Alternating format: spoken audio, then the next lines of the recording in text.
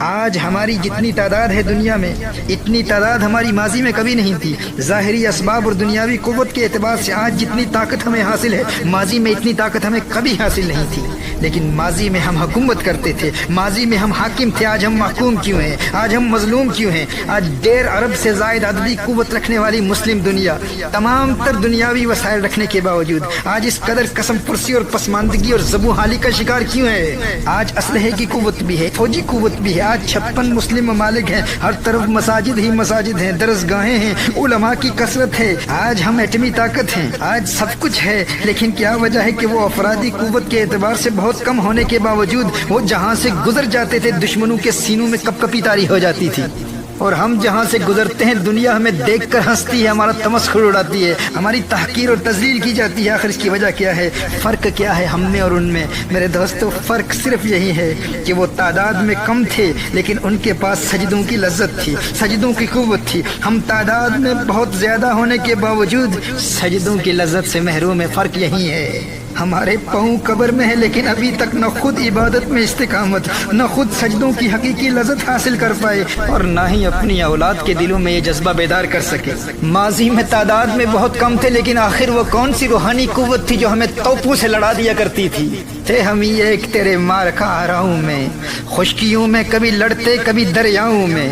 دی آزانے کبھی یورپ کے کلیساؤں میں، کبھی افریقہ کے تپتے ہوئے صحراؤں میں، شان آنکھوں میں نہ جچتی تھی جہاں داروں کی،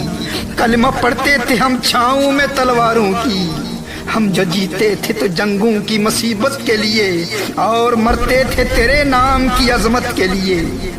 تھی نہ کچھ تیغ زنی اپنی حکومت کے لیے، سر بکف پھرتے تھے کیا دہر میں دولت کے لیے، ٹل نہ سکتے تھے اگر جنگ میں اڑ جاتے تھے، پاؤں شیروں کے بھی میدان سے اکھڑ جاتے تھے،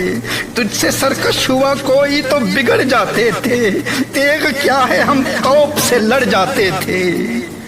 نقش توحید کا ہر دل پہ بٹھایا ہم نے، زیر خنجر بھی یہ پیغام سنایا ہم نے، صفائے دہر سے باطل کو مٹایا ہم نے، نوع انسانی کو غلامی سے چھڑایا ہم نے، تیرے کعبے کو جبینوں میں بسایا ہم نے، تیرے قرآن کو سینوں سے لگایا ہم نے۔ بنی اغیار کی اب چاہنے والی دنیا رہ گئی اپنے لیے ایک خیالی دنیا، ہم تو رخصت ہوئے اور انہیں سنبھالی دنیا، پھر نہ کہنا ہوئی توحید سے خالی دنیا، تیری محفل بھی گئی، چاہنے والے بھی گئے، شب کی آہیں بھی گئی، صبح کے نالے بھی گئے، دل تجھے دے بھی گئے، اپنا صلہ لے بھی گئے، آ کے بیٹھے بھی نہ تھے اور نکالے بھی گئے، آ کے بیٹھے بھی نہ تھے اور نکالے بھی گئے۔ لطف مرنے میں ہے باقی نہ مزہ جینے میں، کچھ مزہ ہے تو یہی خون جگر پینے میں، کتنے بےتاب ہیں جوہر میرے آئینے میں، کس قدر جلوے تڑپتے ہیں میرے سینے میں، اس گلستان میں مگر دیکھنے والے ہی نہیں، داغ جو سینے میں رکھتے ہوں وہ لالے ہی نہیں، کس کی ہیبت سے صنم سہمے ہوئے رہتے تھے، منہ کے بل گر کے ہو اللہ احد کہتے تھے، آ گیا عین لڑائی میں اگر وقت نماز،